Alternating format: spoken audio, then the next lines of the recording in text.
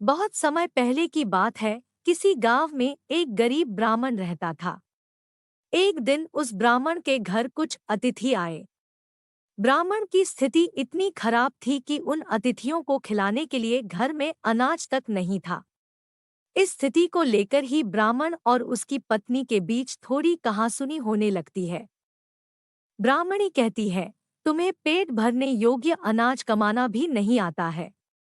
इसी का नतीजा है कि आज घर में अतिथि आ खड़े हुए हैं और हमारे पास उन्हें खिलाने के लिए कुछ भी नहीं है। इस पर ब्राह्मण अपनी पत्नी से कहता है, कल कर्क संक्रांति है। मैं कल भिक्षा लेने के लिए दूसरे गांव जाऊंगा। वहां एक ब्राह्मण ने मुझे आमंत्रित किया है। वह सूर्य देव की तृप्ति के लिए कुछ दान देना चाहता है। तब तक जो कुछ भी घर में है उसे आदर सत्कार के साथ अतिथियों के सामने रखो। ब्राह्मण की यह बात सुनकर ब्राह्मणी कहती है, तेरी पत्नी होकर मैंने कभी सुख नहीं भोगा है। न कभी खाने को मेवा मिष्ठान मिला, न ही ढंग के वस्त्र और आभूषण। आज तो कह रहा है कि जो भी घर में पड़ा हो वो अतिथियों के समक्ष रख दो। जब कुछ है ही नहीं तो मैं उनके सामने क्या रख दूं? पड़े हैं तो बस एक मुट्ठी तिल। तो क्या अतिथियों के सामने सूखे तिल रखना अच्छा लगेगा? पत्नी की यह बात सुनकर ब्राह्मण कहता है, ब्राह्मणी तुम्हें ऐसा बिल्कुल भी नहीं कहना चाहिए। कारण यह है कि इच्छा के अनुसार किसी भी मनुष्य को धन की प्राप्ति नहीं होती है। जरूरी है तो पेट भरना, और पेट भरने योग्य अनाज तो मैं ले ही आता हूँ।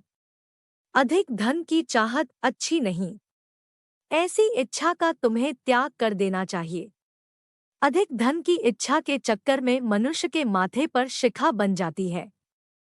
माथे पर शिखा वाली बात सुन ब्राह्मणी बड़े ही आश्चर्य से ब्राह्मण से पूछती है, अधिक धन की इच्छा में माथे पर शिखा हो जाती है? मैं कुछ समझी नहीं, जो भी कहना है खुलकर कहिए। ब्राह्मणी के इस सवाल का जवाब देने के लिए ब्राह्मण अपनी पत्नी को शिकारी और गीदड़ की एक कहानी सुनाता है। ब्राह्मण कथा की शुरुआत करता है। एक दिन एक शिकारी जंगल में शिकार की खोज कर रहा था। जंगल में कुछ दूर आगे बढ़ने के बाद शिकारी को एक काले रंग का पहाड़ जैसा विशाल सूअर दिखाई देता है। सूअर को देखते ही शिकारी अपना धनुष उठा लेता है और कमान खींचते हुए सूअर पर निशाना लगा देता है। कमान से निकला हुआ तीर तीव्र गति से सूअर को घायल कर देता है। घायल होने पर सूअर चिंघाड़ता हुआ शिकारी पर पलटवार कर देता है। सूअर के तीखे दांतों से शिकारी का पेट फट जाता है। इस तरह शिकार और शिकारी दोनों का ही अंत हो जाता है। इसी बीच खाने की तलाश में भगता हुआ एक भूखा गीदड़ वहां से होकर गुजरता है जहां शिकारी और सूअर का शव पड़ा हुआ था।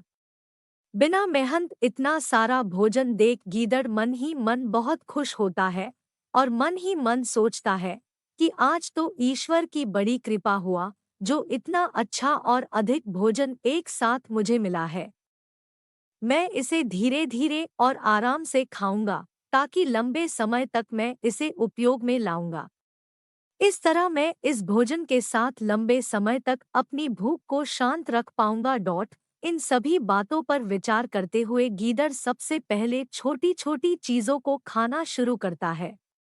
तभी उसे शिकारी के मृत शरीर के पास धनुष पड़ा दिखता है। गीदड़ के मन में पहले उसे ही खाने का विचार आता है और वह धनुष पर चढ़ी डोर को चबाने लगता है। गीदड़ के चबाने से धनुष पर चढ़ी डोर टूट जाती है और डोर के टूटने से धनुष का एक सिरा वेग के साथ गीदड़ के माथे को भेदता हुआ ऊपर निकल आता है। गीदड़ के माथे को भेद कर धनुष का जो सिरा गीदड़ के सिर पर निकल आता है वह ऐसा प्रतीत होता है मानो गीदड़ के माथे पर शिखा निकल आई हो। घायल होने के कारण कुछ देर बाद गीदड़ की भी मौत हो जाती है। इतना कहते हुए ब्राह्मण कहता है, ब्राह्मण इसीलिए मैं कहता हूँ कि जरूरत से अधिक लोभ से माथे पर शिखा आ जाती है। यह कथा सुनने के बाद ब्राह्मणी कहती है, ठीक है, अगर ऐसी ही बात है तो घर में जो मुट्ठी भर तिल पड़े हैं उन्हीं को मैं अतिथियों को खिला देती हूँ।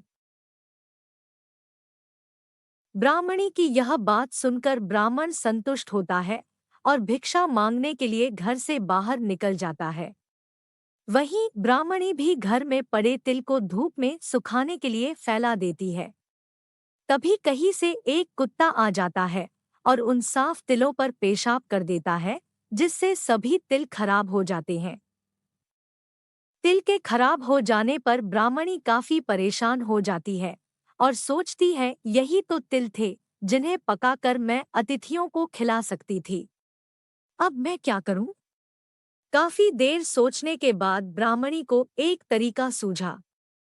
उसने सोचा कि अगर वह गंदे तिलों के बदले साफ तिल देने की बात कहेगी तो कोई भी आसानी से मान जाएगा। साथ ही किसी को भी इन तिलों के खराब होने की बात पता नहीं चलेगी। इस विचार के साथ वह उन तिलों को लेकर घर घर घूमने लगी।